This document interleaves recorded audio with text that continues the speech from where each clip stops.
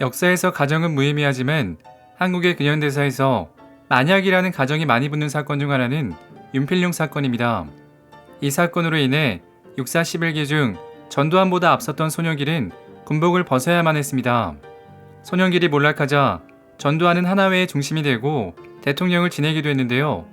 역사를 잘 아는 사람들은 손영길이 군대에 그대로 있었다면 한국의 현대사는 바뀌었을 것이라 말하고 있습니다.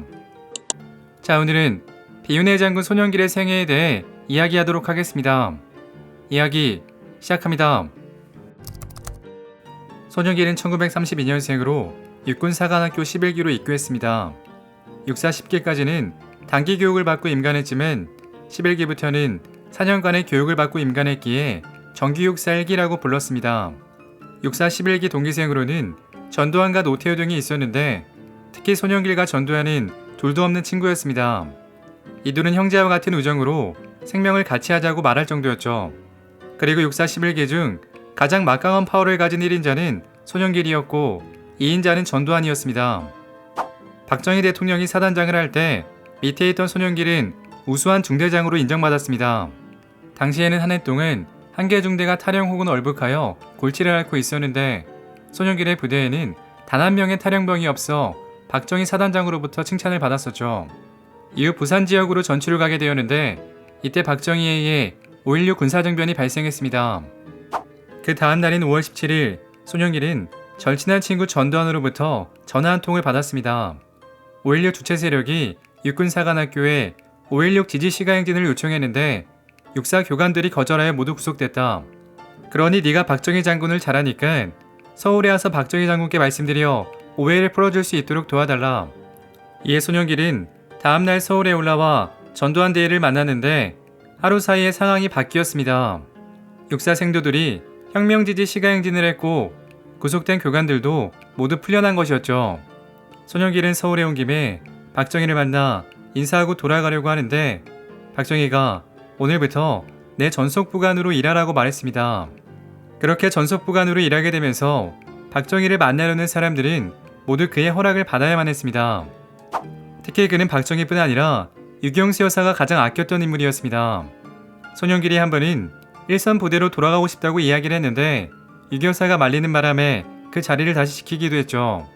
이후 청와대 외곽을 경비하는 30대 대대장에 보직된 데 이어 중령으로 진급하면서 자타공인 정규육사 출신의 상징이 되었죠. 심지어 박정희는 그를 가리켜 육군 참모총장감이야라며 칭찬을 아끼지 않았습니다. 이렇게 그는 육사 11기 중 가장 막강한 파워를 갖고 측문 모임을 주도했습니다.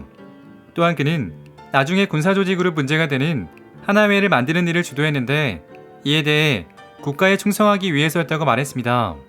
나는 육사 출신들이 저것밖에 안 되라는 이야기를 듣는 게 싫었습니다. 일반 장교들에게 육사 출신들은 다르구나 라는 신망을 주고 싶었습니다. 그러기 위해 만든 것이 하나회라는 친목단체였죠. 그리고 절친한 전두환이 군복을 벗게 될 위기에 처하자 이를 구해준 것도 손영길이었습니다.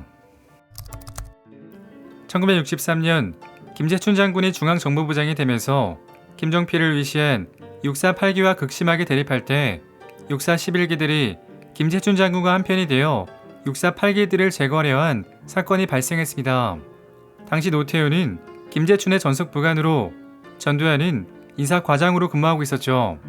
노태우와 전두환은 정치군인 제거라는 명분으로 김종필 등 육사 8기생들을 제거하려는 쿠데타를 모의했습니다. 그러나 방첩부대 요원에게 음모가 발각되었고 박정희 대통령은 박종규의 보고로 이 사건에 대해 알게 되었습니다. 당시 박정희는 제주도 출장을 마치고 청와대로 돌아오던 길이었는데 대통령 옆자리에 앉은 박종규가 조심스럽게 입을 뗐습니다. 청와대에 안 계시는 동안에 불미스러운 일이 발생했습니다. 전두환 등이 쿠데타 음모를 꾸미다 방첩부대에 적발되었습니다. 이때 앞자리에 앉아있던 전속부관 손영길이 각하, 이 사건은 음모입니다. 육사 11기들은 이제 겨우 대위와 소령으로 무슨 힘이 있다고 쿠데타를 모의했겠습니까? 오해가 있는 것 같습니다 라고 말했습니다. 박정희가 청와대에 도착하니 많은 사람들이 쿠데타 사건을 보고하려고 대기 중이었는데 이들에게 박정희는 이렇게 말했습니다. 계급도 낮은 장교들이 무슨 힘으로 쿠데타를 일으켰겠나? 이들을 잘 교육시켜 앞으로 이런 일이 일어나지 않도록 하고 국가를 위해 헌신할 수 있도록 훈방하라. 이렇게 군생활을 마감하고 처벌받았어야 할 전두환과 노태우 등은 손영길 덕분에 살아남게 되었습니다. 그러나 반대로 손영길의 영광은 오래가지 못했습니다. 1972년 박 대통령 주변의 권력 질서는 경호실장 박정규, 중정부장 이유락, 보안사령관 강창성, 수경사령관 윤필용, 그리고 수경사령부 참모장 손영길 등이 있었습니다. 이들 중 박정규와 손영길은 각별한 사이였습니다.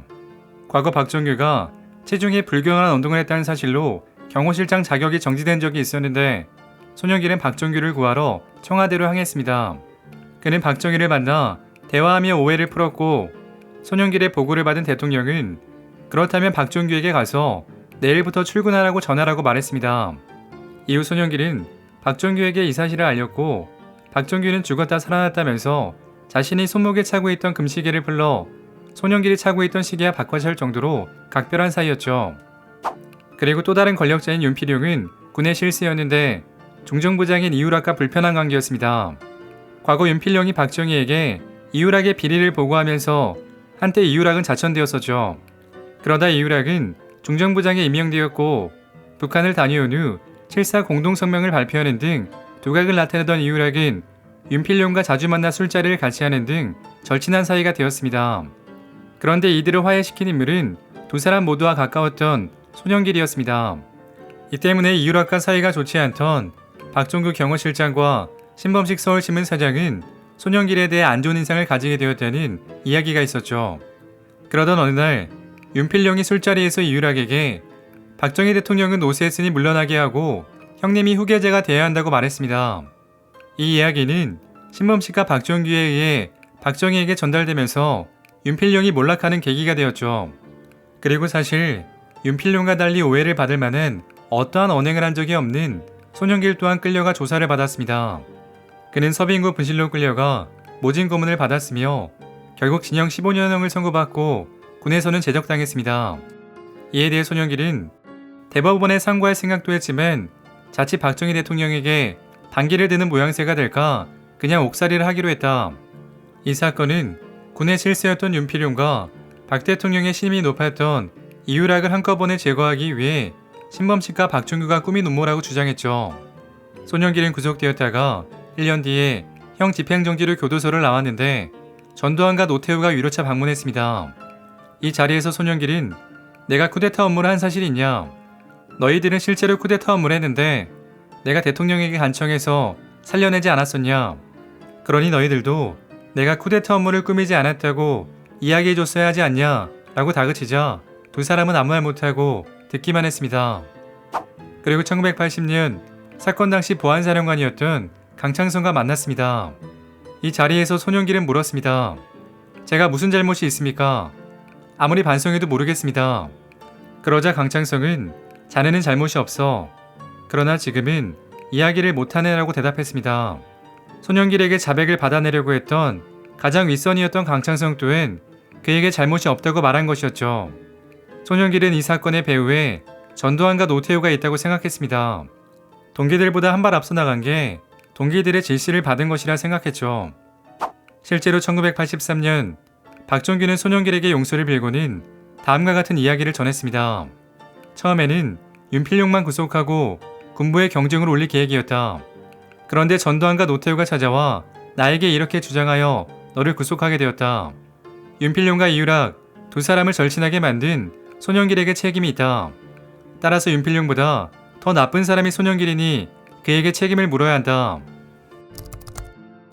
손영길은 김우중 대우회장의 도움으로 페인트 회사를 차려 사업가로도 성공했습니다. 과거 김 회장의 지인이 딸을 외국에 유학 보냈습니다. 당시는 달러가 귀했던 시절이라 손영길이 편의를 봐준 것이 인연의 시작이었고 이후 김우중과 손영길은 호영호재하며 지냈었죠. 그리고 손영길이 구속된 후 하나회는 사조직으로 변질되었고 이후 핵심 세력으로 성장하여 2명의 대통령을 배출했습니다. 그러다 김영삼 대통령에 의해 법의 심판을 받으며 완전히 몰락했죠. 그러나 하나회 창립을 주도한 손영길은 하나회는 정치적인 목적으로 만들어진 게 아니라고 말했습니다. 사건이 발생한 뒤 하나회에 문제가 있었다면 보안사에서 잡아냈겠지. 물론 세간에서는 육사 출신들이 대통령이 되려고 만든 단체라고 하는데 전혀 아니었어. 난 아니었지만 전두환은 야심이 있었는지도 모르지.